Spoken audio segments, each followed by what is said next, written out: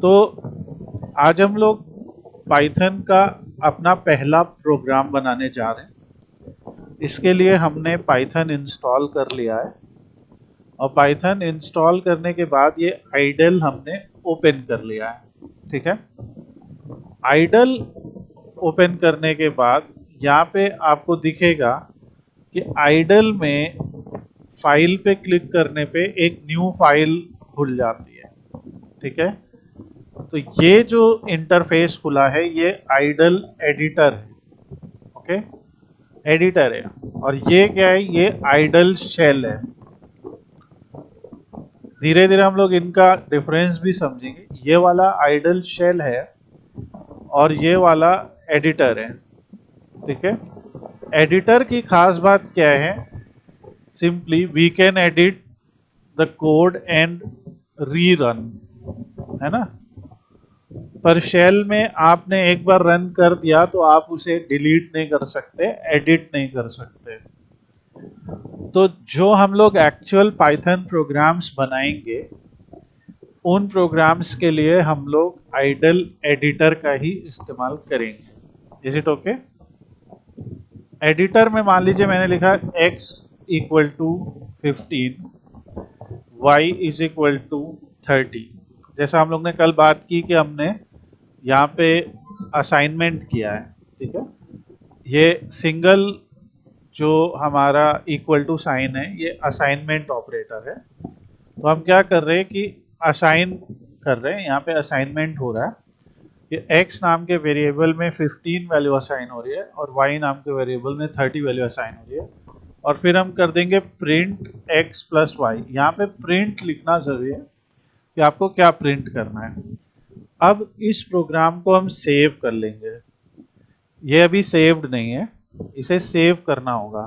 तो जैसे हम सेव पे क्लिक करेंगे, हम यहाँ पे इसे सेव कर रहे हैं फर्स्ट नाम से। ये हमारा पहला प्रोग्राम है। अब एक इम्पॉर्टेंट चीज आप लोग को जो याद रखनी है कि जो ये पाइथन की फाइल होती है उसका जो एक्सटेंशन होता है वो .py.py.w या .pyi होता है। जो सबसे ज्यादा यूज होता है वो है .py। तो जब हम इसे सेव करेंगे प्रोग्राम को, जब हम इसे देखेंगे तो आप देख सकते हैं यहाँ पे एक पाइथन का आइकन बन के आ गया है। ये जो ब्लू और येलो आइकन होता है ये पाइथन का आइकन है और इसमें फर्स्ट .py लिख के आ गया है। ठीक है, तो ये हमारा प्रोग्राम जो है वो सेव हो गया है। और अगर हमें इसे रन करना होता है तो हम यहाँ पे भी डबल क्लिक करके रन कर सकते हैं। तो आपने देखा प्रोग्राम 1 सेकेंड के लिए रन हुआ और फिर बंद हो गया। फिर से देखिए ध्यान से, 1 सेकेंड के लिए बंद, ओपन हुआ और बंद हो गया। तो जब हमने इसे सेव किया पाइथन प्रोग्राम को तो ये फर्स्ट .py नाम से सेव हुआ। हमने इसे डबल क्लिक किया तो ये 1 सेकेंड के लिए ओपन हो रहा है, बंद हो जा रहा है। ठीक है, अगर हम यहाँ पे रन कर दे रहे हैं इस जगह रन मॉड्यूल, तो देखिए इस प्रोग्राम का आउटपुट ये शेल में दिखा दे रहा है हमें। ठीक है, कि आपने ये जो फाइल है जो यहाँ पे सेव कर रखी है आपके ई ड्राइव में पाइथन में, उसको जब आप रन कर रहे हैं तो ये आउटपुट यहाँ पे सेव हो रहा है। ठीक है, तो जो पाइथन की हम लोगों ने एक नया एडिटर खोला। ठीक है, यहाँ से आप गए न्यू फाइल, कंट्रोल N से नया फाइल आया। ये पाइथन का एडिटर है। Is it okay? ये एडिटर है, ये शेल है। ये एडिटर है, ये शेल है। जो एडिटर होता है उसको, जैसे मैंने यहाँ लिखा, हम इसे एडिट कर सकते हैं और रीरन कर सकते हैं। जैसे हम अभी x की वैल्यू हम यहाँ बदल देते हैं, मान लीजिए हमने 50 कर दी और फिर प्रोग्राम को सेव किया, यहाँ से सेव किया और फिर यहाँ से रन किया। तो एडिटर वाले में आप एडिट कर सकते हैं। शेल में क्या है, अगर मैंने यहाँ पे लिख दिया जैसे कुछ, तो अब मैं वापस जाके इसे एडिट नहीं कर सकता। ओके, ये डिफरेंस है between shell and editor. Now इस प्रोग्राम को हम यहाँ से सेव करते हैं तो जहाँ पे भी हम सेव करते हैं वहाँ पे इसका नाम क्या रहता है, डॉट पी वाई या पी वाई डब्ल्यू, ऐसे ये एक्सटेंशन है, ये दिख रहा है आपको। तो ये एक dot P Y file save हो गई है हमारी, ठीक है। इससे पता लगता है कि ये पाइथन है। जैसे अगर यहीं पे अगर मैं एक जो है एक्सेल फाइल सेव करना चाहता हूँ तो उसका एक्सटेंशन क्या होगा। अभी जैसे इसी में ये एक्सेल फाइल है, ठीक है, तो एक्सेल फाइल का एक्सटेंशन है डॉट एक्सेल एस एक्स। उसी तरह अगर हम एक पावर बी आई फाइल देखते हैं तो इसका एक्सटेंशन है P Y P B I X. M P four है तो इसका एम पी फोर है। तो वैसे ही एक पाइथन फाइल का एक्सटेंशन क्या सेव हो रहा है, डॉट पी वाई। जब कोई फाइल डॉट पी वाई होती है तो वो एक एग्जीक्यूटेबल फाइल जैसे होते हैं, कमांड पे वो ओपन होती है कमांड लाइन पे, या उसमें हमने जो भी कोड किया होता है वो ओपन होता है। तो वैसे ही ये चीज़ है। तो ये एक छोटा सा प्रोग्राम हमने लिखा। हमने कहा कि x की वैल्यू 50 है, y की वैल्यू 30 है, और प्रिंट x प्लस वाई कर देते हैं। तो जो भी आउटपुट आएगा वो यहाँ आ जाएगा। तो इसको हमने रन किया और ये अब की बार 80 आ गया आउटपुट। 80 क्यों आया, क्योंकि इस बार हमारा जो प्रोग्राम है उसमें हमने x और y की वैल्यू हम लोगों ने बदल दी है, ठीक है। तो ये 80 आ गया। अगर यहाँ पे कोई एरर आ जाता है, मान लीजिए हमने यहाँ पे लिख लिया z इज इक्वल टू कुछ ऐसे लिख दिया, ये एरर है। सेव करके अगर हम रन करेंगे तो ये एरर यहाँ पे आगे प्रिंट होगा कि ये टी डी एफ जी जो आपने लिखा है ये कुछ डिफाइन नहीं है, इसको डिफाइन कीजिए, ठीक है। तो ये हमारा एक छोटा सा प्रोग्राम है, जो प्रोग्राम का काम सिर्फ क्या है कि दो नंबर हैं उनको लेके प्रिंट कर दे रहा है स्क्रीन के ऊपर कि वो दो नंबर क्या हैं, ओके, उन दोनों नंबर का एडिशन क्या है। अगर मुझे इनके सारे कैलकुलेशंस प्रिंट करने हैं, print X plus Y, print X minus Y, ये क्या है, subtraction, print X divided by Y, ये डिवीजन है, और print X multiplied by Y, ये मल्टीप्लिकेशन है। तो ये सारे क्या हैं, ये सारे ऑपरेटर्स हैं। अगर मान लो x की वैल्यू 2 है और y की वैल्यू 5 है, तो ये हमने लिखा, ये आपको पता है मल्टीप्लिकेशन है। अगर हम लिखते हैं print x double star y, okay, ये क्या कहलाएगा, एक्सपोनेंशिएशन। अब स्पेलिंग बाद में मैं सही कर दूंगा, एक्सपोनेंशिएशन, या सिंपल टर्म्स में बोले तो ये पावर है। जैसे x raised to a power of y, जो भी x में वैल्यू सेव होगी उसकी पावर y बन जाए। अगर हम यहाँ पे लिखते हैं प्रिंट y परसेंटेज x,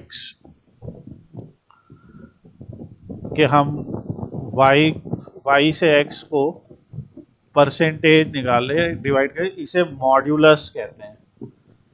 साधारण भाषा में ये क्या देता है, रिमाइंडर वैल्यू। आप लोगों ने पढ़ा होगा कोशेंट, रिमाइंडर और डिवीजन, न्यूमरेटर, डिनोमिनेटर, ये सब पढ़ा होगा जब आप डिवीजन करते हैं, तो ये वो है। अगर हम यहाँ पे लिखते हैं प्रिंट y x, अगर हम यहाँ लिखते हैं print y forward slash x, तो हमने पढ़ा था कि ये डिवीजन होता है, ठीक है, ये डिवीजन होता है। तो ये डबल फॉरवर्ड स्लैश क्या होता है, इसे कहते हैं फ्लोर डिवीजन, ठीक है, या इन अदर वे ये कोशेंट की वैल्यू देता है। तो पहले हम लोग इसे रन करते हैं और देखते हैं, और रिमेंबर हर बार आपको प्रिंट लिखना पड़ेगा और एक अलग लाइन में दूसरा प्रिंट लिखना पड़ेगा, जिससे ही वो ऑपरेशन सही से एग्जीक्यूट होगा। आप एक लाइन में ऐसे लिख देंगे प्रिंट दिस तो एरर आ सकता है। अब अगर हम इसको रन करते हैं तो ये देखिए ये आ गया। पहले x प्लस वाई यानी 7, 5 प्लस 2, फिर x माइनस वाई यानी 2 minus 5 minus 5, x divided by Y यानी 2 divided by 5 0.4, x into Y 10, x की पावर y यानी 2 की पावर 5 32, y परसेंट x ये पढ़ लीजिए। तो जैसे आपने आप लोग ने डिवीजन जब सीखा था तो डिवीजन में कैसे करते थे कि हम लोग एक यहाँ पे लिखते थे, मान लो यहाँ 7 है और 22 है, तो हमें पता है 7 इंटू 3 करेंगे तो 21 होगा और यहाँ पे 1 आ जाएगा। इसी तरह यहाँ पे 2 है और यहाँ पे 5 है। अब मैं डिवीजन सिखा नहीं रहा हूँ बट यू कैन अंडरस्टैंड। तो आपने कहा 2 2 4 और ये आया 1 बचा 5, तो ये जो 1 बचा आया रिमाइंडर वो ये है, ठीक है। और ये जो 2 है, ये 2 क्या है, ये कोएफिशिएंट है। ये आपका कोएफिशिएंट होता है, ये रिमाइंडर होता है, ओके। तो इसके लिए फार्मूला या ऑपरेटर दिया है इन्होंने, और वो ऑपरेटर क्या है, you can see the operator. Operator है डबल फॉरवर्ड स्लैश। इसे टेक्निकली हम फ्लोर डिवीजन कहते हैं, पर ये आंसर क्या देता है, कोएफिशिएंट की वैल्यू, और परसेंटेज क्या देता है, मॉडुलस, ये रिमाइंडर की वैल्यू। तो बस ये आप लोगों को आज पहली चीज ये अरिथमेटिक ऑपरेटर्स याद रखना है, ठीक है। ये क्या कहलाते हैं, अरिथमेटिक ऑपरेटर्स। हम लोगों ने कल कंपैरिजन ऑपरेटर्स भी पढ़े थे, जैसे double equal to, greater than, less than, less than equal to, not equal to, वो सब पढ़े थे। आज ये है अरिथमेटिक ऑपरेटर्स, ठीक है। तो ना ये तो बात हो गई कि हमने जो वैल्यू 2 है और जो वैल्यू 5 है वो हमने हार्ड कोड कर दी और हम यहाँ पे लिख रहे हैं और आंसर आ रहा है। प्रोग्राम का मतलब तो ये होता है कि एक प्रोग्राम बनाओ, वो प्रोग्राम आप एंटर मतलब लोग एग्जीक्यूट करेंगे और एग्जीक्यूट करके उनको आंसर खुद नजर आएगा। तो अब इसके अगला जो हम लोग पढ़ रहे हैं वो ये है कि एक हम लोग फंक्शन पढ़ रहे हैं जिसका नाम है इनपुट फंक्शन, ठीक है। जैसे प्रिंट फंक्शन आउटपुट के लिए है, वैसे ही इनपुट फंक्शन इनपुट के लिए है, ठीक है। तो हमने कहा कि x equal to input, enter n1, पहला नंबर एंटर करो। y is equal to input, enter n2, दूसरा नंबर एंटर करो, ठीक है। यहाँ पे हमने अभी हम ये सारा हटा देते हैं और सिर्फ इतना सेव करके रन करते हैं। तो ये जो इनपुट फंक्शन है, देखना अभी क्या करेगा, ठीक है। जैसे ही हम इसे रन करेंगे तो यहाँ पे ये क्या कर रहा है, अगर आप ध्यान से देखोगे, कह रहा है एंटर n1।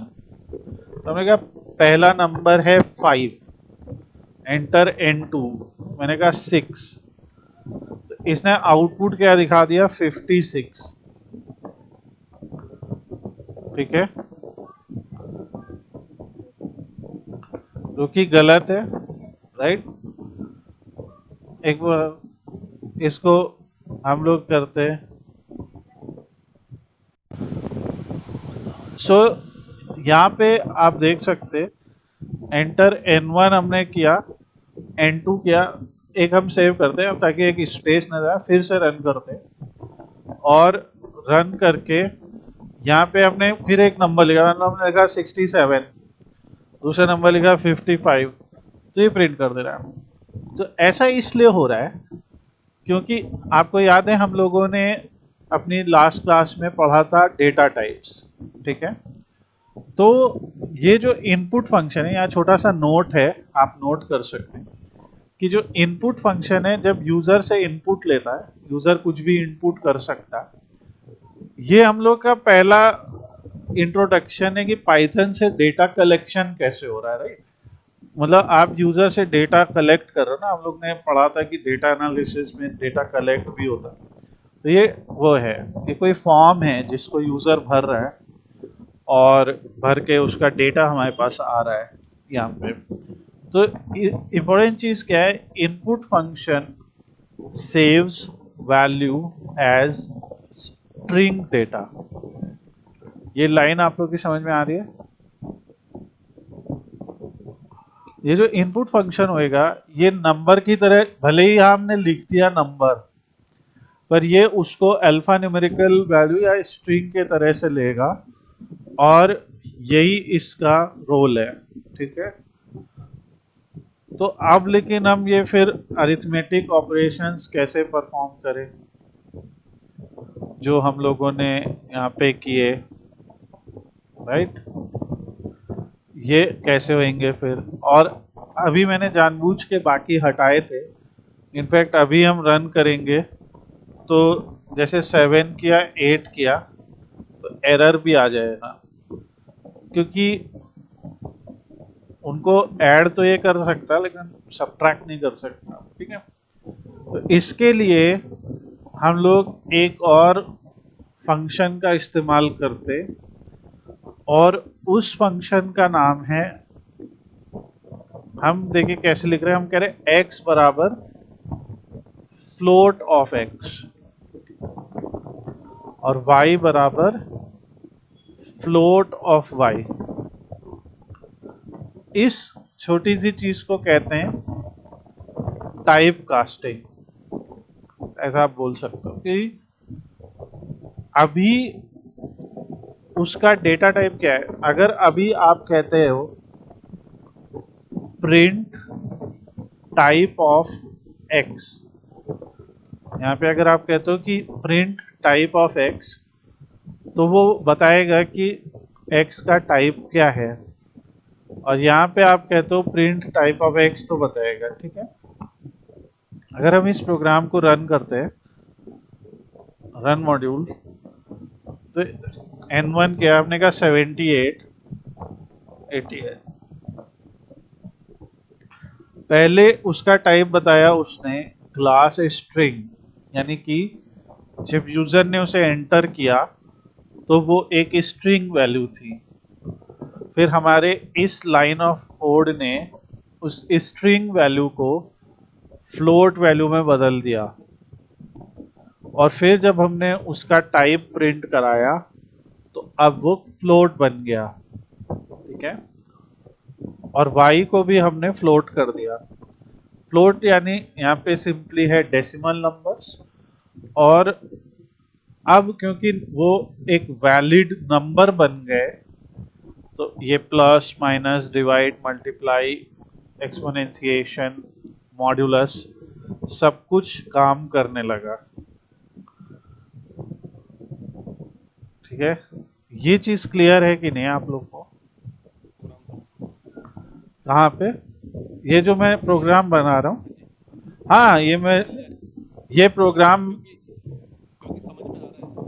हाँ एग्जैक्टली हाँ, देख देख के, और ये वीडियो भी रहेगा साथ में, तो आप एक साइड वीडियो प्ले कर सकते हो, एक साइड आपके पास प्रोग्राम होगा। ये एक देखो सिंपल लॉजिक है कि यूजर से हमने इनपुट लिया, ठीक है, और अब उस इनपुट के हम ऊपर हम लोगों ने कोई कैलकुलेशन लगा दी, ठीक है। और मतलब प्रोग्राम्स जो बने अभी, तो आजकल तो मतलब क्या ही हो गया, एआई क्या क्या कर रहा है, लेकिन अगर ऐसे 25-30 साल और पहले चले जाओ तो मेन तो प्रोग्रामिंग लैंग्वेज का यूज इन्हीं सब ऑपरेशंस के लिए हुआ ना, कि बड़े बड़े कैलकुलेशंस करना है, जल्दी करना है। इवन जो आपका कैलकुलेटर है ना, आप कैलकुलेटर यूज करते हैं हम लोग, तो वो कैलकुलेटर के पीछे लॉजिक यही चल रहा है ना। वहाँ पे हम इनपुट लिखते हैं और वो बेस्ड ऑन कि हमने क्या ऑपरेटर्स यूज किए, प्रोग्राम अपने आप डिसाइड करके आउटपुट देता है ना। तो ये, तो अभी हम उस पर भी बात करेंगे।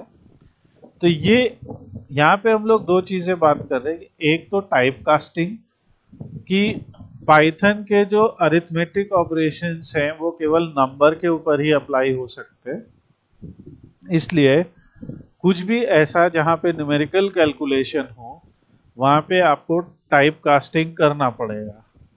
दूसरा आपका ये कि आप जो भी ऑपरेशंस कर रहे हो यहाँ लिख सकते हैं। एक और प्रोग्राम बनाते हैं, ठीक है। सर इसमें ना, इसमें डायरेक्टली हम इधर जो एंटर किया है हमने, यहाँ x इक्वल टू इनपुट करके एंटर किया हुआ, तो स्ट्रिंग्स लिखा हुआ, ये डबल कोट जो लगाई है, तो डायरेक्टली हम इसमें न्यूमेरिक वैल्यू ही वो समझे, इंटीजर ही समझे उसमें, तो हाँ, उसको कर डायरेक्टली। कर सकते हैं, वो मेरा नेक्स्ट स्टेप है। ओके सर, ठीक है। हाँ, तो ये हम लोग का एक प्रोग्राम है। अब हम यहाँ पे एक नया बनाते हैं। अब इस प्रोग्राम में हम लोग क्या करने वाले हैं कि इसको हम एक्चुअली इधर रखते हैं और इसको इधर रखते हैं। अब इस प्रोग्राम में क्या करने वाले हैं, यहाँ पे हम लोग फिर से कोई कैलकुलेटर बनाते हैं। तो मान लीजिए एरिया ऑफ सर्किल कैलकुलेटर है, सिंपल सा है।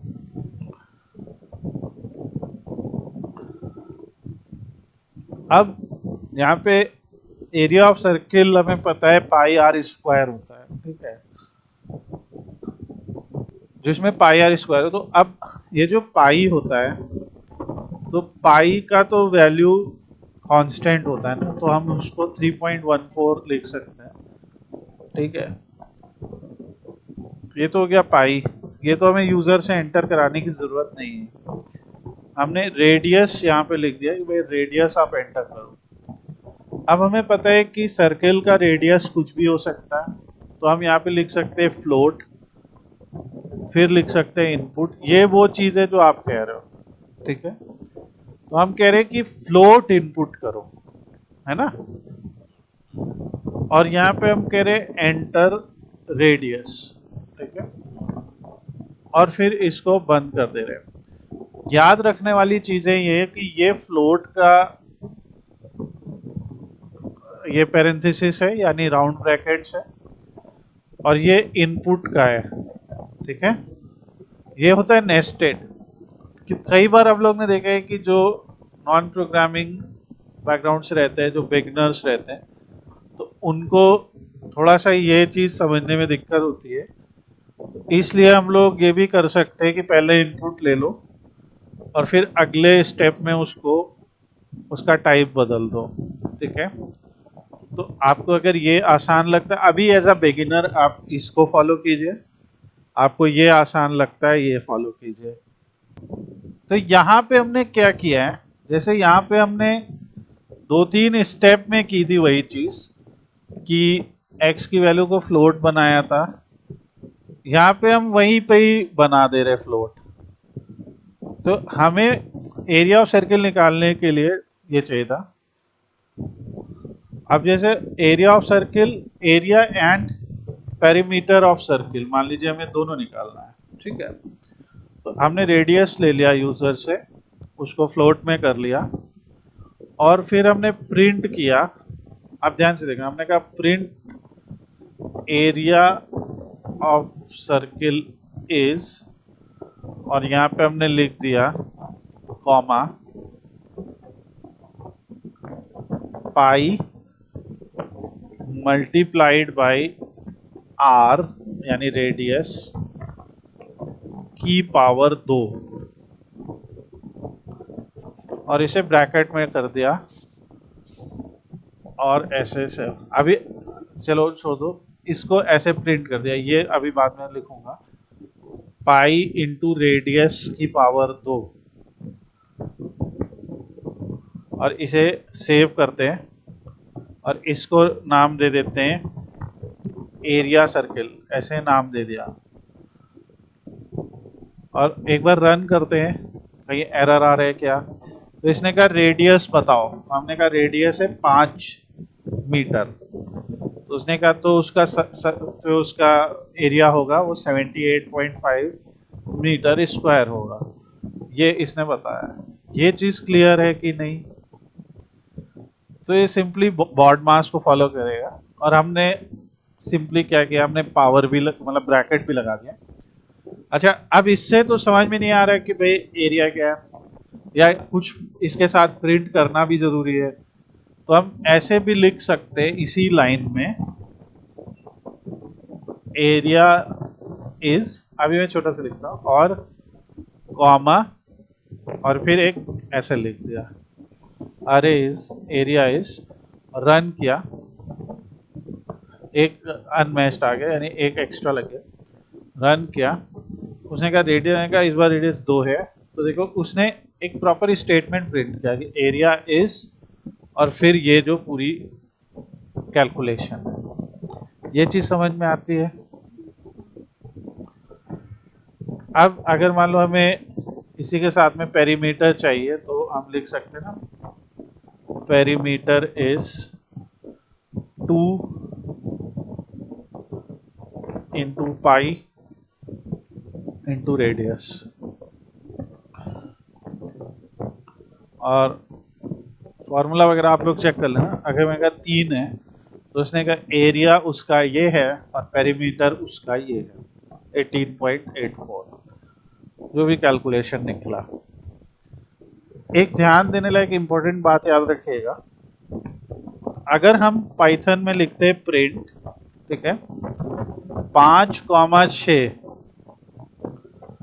तो वो 5 और 6 दोनों प्रिंट कर देगा। अगर हम लिखते हैं प्रिंट मोहन कॉमा शर्मा, तो क्या करेगा, मोहन शर्मा प्रिंट कर देगा। ये क्या कर रहा है, दो वैल्यूज को प्रिंट कर दे। अगर हम लिखते हैं प्रिंट वैभव स्कोर्ड 56, वैभव स्कोर कॉमा 56 कॉमा रन्स, तो क्या लिख देगा, वैभव स्कोर्ड 56 रन्स। इंपॉर्टेंट बात यह है कि क्योंकि 56 एक इंटीजर है, रन्स और वैभव स्कोर्ड दोनों स्ट्रिंग वैल्यू हैं, इसलिए उन्हें कॉमा सेपरेट कर करके लिखा है और वो उन्हें प्रिंट कर रहा है। ठीक है। अगर हम यहाँ पे ऐसे लिखना चाहें, जैसे अभी मान लो यहाँ कहते हैं एग्जिट, वो बात कर, यहाँ पे अगर हम लिखना चाहें print area is pi R square, ऐसे लिख दो, पाई इंटू रेडियस की पावर 2, ऐसा करेंगे तो क्या प्रिंट होगा, क्या आउटपुट आएगा।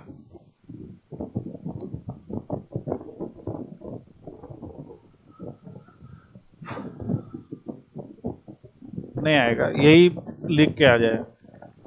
अगर हम ऐसे लिखते हैं, ठीक है, तो हमें इन्हें ऐसे लिखना पड़ेगा कि area is this S T R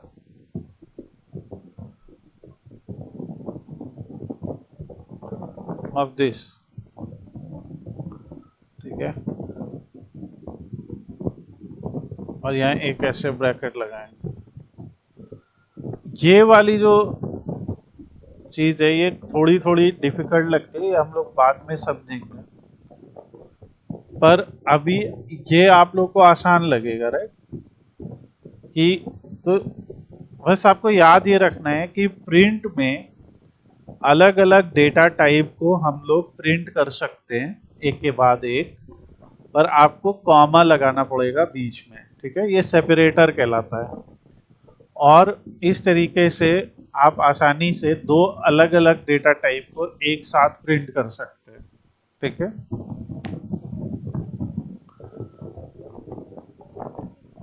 यहाँ पे हम मान लीजिए लिखते हैं कि नेम इक्वल टू या चलो वैभव, स्कोर इज इक्वल टू 103। हमें प्रिंट करके दिखाना है वैभव, यही चीज, वैभव स्कोर्ड दिस मेनी रन्स। तो कैसे प्रिंट करेंगे हम? यहाँ पे लिखेंगे print name plus scored plus score plus runs, ऐसा। यानी पहले नाम लिया, नाम में स्कोर्ड जोड़ दिया, फिर उसमें स्कोर जोड़ दिया, फिर रन, ऐसा एक लंबा सा स्ट्रिंग बना रहे। पर यहाँ एरर आएगा। ये एरर क्यों आया है? पढ़िए क्या लिखा है। कह रहे कि can only concatenate string not int. हम लोगों ने एक छोटा सा फंक्शन पढ़ा था, एक नए उसमें दिखाते ताकि थोड़ा सा आप लोग क्लियर हो जाओ, क्योंकि ये छोटी छोटी चीजें आपको समझ में आनी जरूरी है। मान लीजिए हमने कहा कि पहला नाम, या छोड़ो, पहला नाम कुछ और ही हो जाएगा, फर्स्ट नेम आएगा, first name equal to John, last name equal to Seena. तो अभी अगर हमें ये पूरा नाम दिखाना है तो हम कैसे लिख सकते हैं? First name plus last name, और वो ऐसे आ जाएगा। ये समझ में आ रहा है? अगर हम दो स्ट्रिंग्स को जोड़ते हैं तो एक बड़ी स्ट्रिंग बन जाती है, ठीक है। इनके नाम में अगर हमें स्पेस लाना है तो हम कह देंगे फर्स्ट नेम प्लस, ऐसा स्पेस दिया और फिर लिखा, तो अब वो नाम के बीच में स्पेस आया। ये लिटरल स्पेस हमने यहाँ पे ऐड कर दिया है। Okay, is it okay? Okay, ठीक है। पर अगर हमने यहाँ पे लिखा एज 30 और हमने लिखा फर्स्ट नेम प्लस इज, थोड़ा स्पेस हम जानबूझ के दे दे रहे, एज ईयर्स ओल्ड,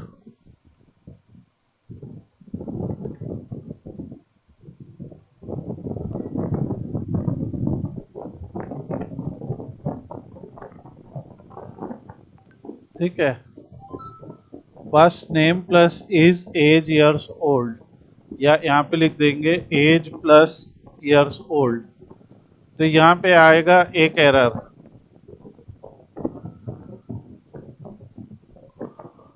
ये एरर क्यों आया? क्योंकि एज का जो डेटा टाइप है वो इंटीजर है, ठीक है।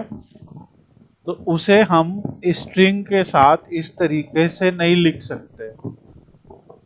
तो इसके लिए हम क्या लिखेंगे?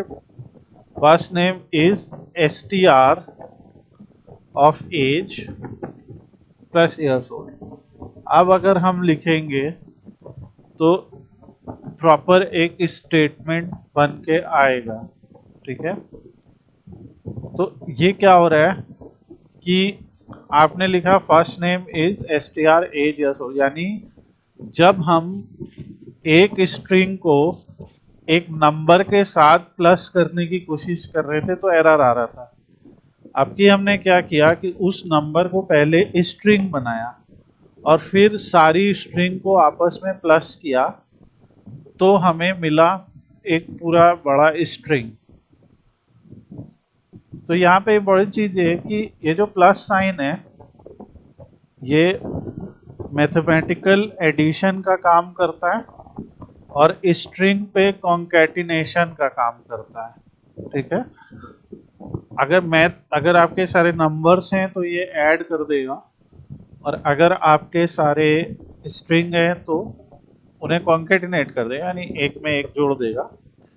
पर अगर दो अलग अलग डेटा टाइप के हैं तो ये नहीं कर पाएगा, तो उसके लिए हमें उनका डेटा टाइप बदलना पड़ता है। तो वही हम लोग यहाँ पे भी कर सकते थे, पर यहाँ पे उस चीज़ को अवॉइड करने के लिए हमने क्या किया कि कॉमा का यूज कर लिया।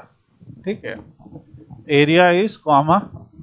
तो इसने प्रिंट में क्या होता है कि प्रिंट फुल कितनी भी वैल्यू प्रिंट करा सकता है कॉमा सेपरेटेड। तो हमने प्रिंट एरिया इज ये, पैरामीटर इज ये, ऐसे करके दो स्ट्रिंग्स हमने यहाँ पे जोड़ दी। ठीक है, तो ये हमारा एक आउटपुट है, और इस तरीके का आप लोगों को, मतलब इस तरीके का जो मतलब एक टाइप कास्टिंग है वो ढंग से याद रखना पड़ेगा, वरना ये एरर आ सकते हैं। तो ये हम लोग के छोटे छोटे कुछ प्रोग्राम्स हैं जो हमें बनाने, आप लोग को ट्राई भी करने ये सब प्रोग्राम। कोई भी आप अपना प्रोग्राम उठा लो, जैसे कोई एरिया कैलकुलेशन, जैसे area and perimeter of rectangle का निकालने की कोशिश करो। ईएमआई कैलकुलेटर, मैं आपको एक दो टास्क दे दूंगा अभी, आप लोग बनाने की कोशिश करिए। गलती करते हैं तो बताइए कि गलती हुई है, क्या हुई है तो, और वरना ये दो प्रोग्राम तो अभी दूंगा ही रिवाइज करने के लिए, जिसमें अब इससे पहले हम करें क्लोज एक छोटी सी चीज़ और। देखो ये जो पाइथन की फाइल सेव हुई है ना, ये फाइल अपने आप में भी एक प्रोग्राम है। ठीक है, जब हम इसे डबल क्लिक करते हैं तो देखो कैसे ये हमसे पूछ रहा है, भैया एरिया ऑफ आप रेडियस बताओ। मैंने कहा 67, और पर जैसे एंटर किया वो गायब हो गया। ऐसा इसलिए होता है कि जब आपका एक पाइथन प्रोग्राम होता है, उसने रेडियस पूछा, उसने ये दोनों चीज़ें प्रिंट की, और वहाँ पे जो कमांड था, कमांड प्रॉम्प्ट था, वो बंद हो गया। तो उसको रोकने के लिए पता है क्या करते हैं, एक आखिरी में इनपुट लिख देते हैं ऐसे, और लिख देते हैं प्रेस एंटर टू एग्जिट। आपने कई जगह देखा होगा ऐसा, प्रेस एंटर टू एग्जिट, या नहीं भी देखा है तो अभी समझ लो। तो अब हमने क्या किया, इस प्रोग्राम को यहाँ पे रोक दिया। अब यूजर जब तक इस लाइन के आगे नहीं बढ़ेगा ये प्रोग्राम एंड नहीं होगा। ठीक है, तो अब अगर हम इसको ओपन करते हैं, इसने कहा ये बताओ, मैं 78, और देखो उसने पूरा का पूरा कैलकुलेशन करके दिया, और फिर कह रहा है प्रेस एंटर टू एग्जिट, और फिर हमने एंटर किया तो एग्जिट हो गया। इसको चलाने का एक दूसरा तरीका भी होता है। जब आप अपने कंप्यूटर में हैं तो यहाँ पे ये आपका ना एक तरह का एड्रेस बार भी होता है, यहाँ पे टाइप कीजिए CMD, ये सब रिकॉर्ड हो रहा है, तो आप लोग ये सब ट्राई कीजिए, और जो कुछ भी नहीं कर पा रहे हो बताना। तो ये CMD जब हमने ट्राई किया तो यहाँ पे हमने वही प्रोग्राम का नाम लिख दिया, एरिया सर्किल .py। तो एक कमांड यहाँ पे लिखा, तो वो वही चीज़ बोलने लगा, एंटर रेडियस होगा, लो प्रेस एंटर टू एग्जिट। अब हम इस प्रोग्राम को मल्टीपल बार चला सकते हैं। जैसे कैलकुलेशंस हम कर रहे हैं, अरे वो कैलकुलेशंस कर रहे हैं, तो ऐसे आप मल्टीपल बार कर सकते हो। तो पहले जो प्रोग्राम बनते थे, कंसोल प्रोग्राम्स जिसे बोलते हैं, अभी भी बनते हैं, वो इसी तरीके के बनते हैं। उसमें यूज़र से जो इनपुट लिया जाता है वो एक कंसोल पे लिया जा रहा है, राइट, आप देख सकते हो। अब मैं आपको एक और चीज़ दिखाता हूँ। ये हमारा एक स्कूल मैनेजमेंट सिस्टम है। यहाँ पे अगर हमें जैसे यूज़र से इनपुट लेना है, मान लो हमें टीचर जोड़ना है, तो मान लीजिए टीचर का नाम है राधिका टीचर, ऐसा नाम लिख दिया मैंने कुछ, उनकी ईमेल है r@test.com। तो हम यहाँ पे इस तरीके से इनपुट दे रहे हैं। ठीक है, कि क्वालिफिकेशन है, ये ज्वाइनिंग डेट है, जो भी, ऐसे फोटो भी ऐड कर सकते हैं। तो जब हम ब्राउजर बेस्ड इनपुट लेते हैं ब्राउजर से, तो यहाँ पे हम डेट या फाइल यार ये सब भी मीटिंग चल रही है, मैं थोड़ी देर में देता हूँ। ये क्या। और राधिका टीचर, अब देखो यहाँ पे ये ऐड हो गया रिकॉर्ड, ठीक है। अगर इसका डेटाबेस देखेंगे तो ये देखो ये MySQL डेटाबेस है, और वहां पे ये टीचर आ गया, देखिए वही जो अभी भरा वहां पे डेटा। तो हमने डेटा यहाँ फॉर्म पे भरा और ये SQL डेटाबेस में आके स्टोर हो गया। तो इनफैक्ट ये जो इनपुट फंक्शन है ना, इसका काम आगे हम लोग ये भी करने वाले हैं, ये कि हम छोटा सा सॉफ्टवेयर बना सकते हैं जिसमें हम, जैसे कि स्कूल सॉफ्टवेयर होता है उसका क्या काम होता है, टीचर्स स्टूडेंट्स सबकी डिटेल सेव करना ना। तो हम यहाँ से उनका पूछे टीचर नेम, फिर यहाँ पे पूछे टीचर ईमेल एटसेट्रा, ऐसा पूरा एंट्री पूछे, फिर यहाँ पे एक ऐसा कोड लिखें जो सीधे डेटाबेस में एंट्री कर दे, राइट। या हमें किसी पर्टिकुलर टीचर का रिकॉर्ड जानना है, जैसे यहाँ पे ये अगर हम इसको देखते क्लिक करते तो ये उसका रिकॉर्ड है। यहाँ में सारे स्टूडेंट्स देखने हैं तो ये स्टूडेंट्स हैं, यहाँ पे हमें क्लास एंड सेक्शंस देखना है, ये तो ये रिकॉर्ड जानना है तो हम रीड करें, ठीक है। तो ये जो डेटाबेस में ऑपरेशंस होते हैं इन्हें CRUD बोला जाता है, ठीक है। ये हम आगे पढ़ेंगे कभी, इसे CRUD बोला जाता है, यानी क्रिएट रीड अपडेट डिलीट, ठीक है।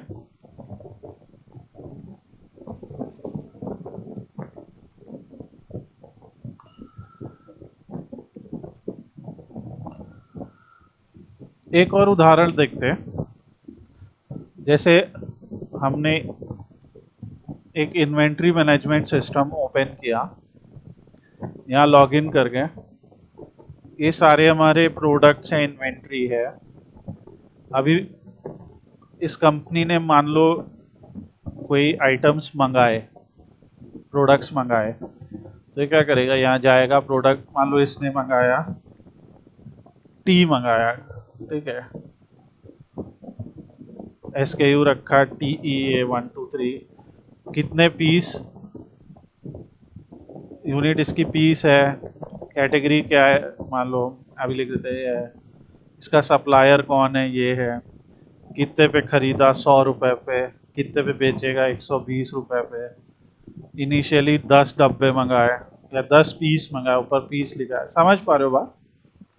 और मैक्सिमम स्टॉक इसका कितना रख सकते हैं, किस शेल्फ पे रखा है, ठीक है, बारकोड क्या है इसका, जैसे 112211, स्टेटस एक्टिव है कि ये बंद कर दिया हमने रखना, ऐसे करके ये प्रोडक्ट ऐड कर दिया। अभी इसको टी ऐड हो गया, राइट, एक्सेसरीज में अभी 10 में से 10 हैं हमारे पास, ठीक है। सप्लायर है, कौन सा सप्लायर, मान लो कल को एक सप्लायर से हम सब्जी ले रहे हैं या कुछ भी, ये एक स्टोर है बेसिकली। तो ये डेटा कहाँ जा रहा है, अब ये यहाँ पे जैसे ये प्रोडक्ट्स हैं, तो इसमें कहीं ना कहीं वो चाय आ गई होगी, तो इसको सबसे नीचे करते हैं तो हमें चाय दिखनी चाहिए, ये है चाय, ठीक है। तो ये सारा कुछ ऐड हो रहा है, ये हम लोगों का एक पूरा डेटा है, और गोल ये है। तो कई बार होता है ना कि भाई इनपुट लो यूज़र से, इनपुट लेने के बाद उसे डेटाबेस में सेव कर लो। अब डेटाबेस में सेव करने के फ़ायदे क्या हैं, अभी मान लो मुझे जानना है ऐसे कौन से प्रोडक्ट हैं जो 15 रुपये से ज़्यादा हैं जिनका प्राइस, ठीक है। तो हम क्या लिखेंगे, select star from product where, अभी ये ना सोचना कि SQL सिखाने लग गया, but select star from products where by price is greater than 15, वो किया तो ये वो प्रोडक्ट हैं जिसका बाई प्राइस इससे ज़्यादा है, ठीक है। Are you getting this. तो डेटाबेस में सेव कराने के बाद ये एनालिसिस बन जाती है, ठीक है। अगर हम यहाँ पे नीचे आते हैं, यहाँ चार्ट हैं, तो हम कहते हैं कि हमें एक कॉलम चार्ट बनाना है, यहाँ पे मान लो हमने कैटेगरी आईडी ले ली, है ना, यहाँ पे वाई एक्सिस पे कैटेगरी आईडी, तो इस तरीके का ये चार्ट बन गया है। ये सब सीखना है हम लोग को, बट कि अब दिख रहा है कौन कौन सी आईडी में कौन कौन सा प्रोडक्ट है, ठीक है, सप्लायर आईडी ले ली, ये सब हम समझेंगे। तो एक्स एक्सिस पे क्या रखना चाहते हो, तो जैसे हमने कह दिया कि प्रोडक्ट का नाम रखना चाहते हैं, ये नाम है। वाई एक्सिस पे क्या रखना चाहते हो, तो हमने कहा उसका बाई प्राइस रखना चाहते हैं, यहाँ से बाई प्राइस ले लिया, और सेल प्राइस भी रखना चाहते हैं। तो ये ऐसा आया, हमने कहा केवल 10 प्रोडक्ट दिखाओ, हो गया ये। अब उन 10 प्रोडक्ट का बाई और सेल प्राइस है, ये ग्राफ दिख रहा है, इसे सेव करके अपने रिपोर्ट में लगा लो। ये एसक्यूएल में हो रहा है सब कुछ, ठीक है। तो शुरुआत कहाँ से हुई, कलेक्शन से। हमने डेटा कलेक्ट किया, यहाँ स्टोर कर लिया, उसमें कुछ जोड़ घाट लगा के, और फिर अब इसमें हम क्वेरी चला के इसे एनालाइज कर रहे हैं। तो ये पाइथन का एक रूल है। तो कोई ज़रूरी नहीं है कि आप कहीं स्टोर ही करो डेटा। कई बार एंड गोल सिर्फ इतना ही तो होता है कि कैलकुलेट करके दिखा दो। आर यू गेटिंग इट, कि एंटर करो और कैलकुलेट करके दिखा दो। तो ये हम लोगों का एक वो है ओवरऑल, ये हम लोग का एक यूजेज है। तो इसीलिए हम लोग अभी आज हम लोगों ने टाइप कास्टिंग और मैथमेटिकल ऑपरेशंस पे ध्यान दिया, और कौन सी वैल्यूज आपस में जुड़ती हैं कौन सी नहीं, ये सब पे ध्यान दिया। आप लोगों को 2 प्रोग्राम में शेयर करूंगा, और फिर एक छोटा सा असाइनमेंट दूंगा, वो आप करके दिखाइएगा। अगर आपको नहीं आता है तो कल हम लोग फिर उस पर बात करेंगे, ठीक है। ये, सो विल मीट टुमारो।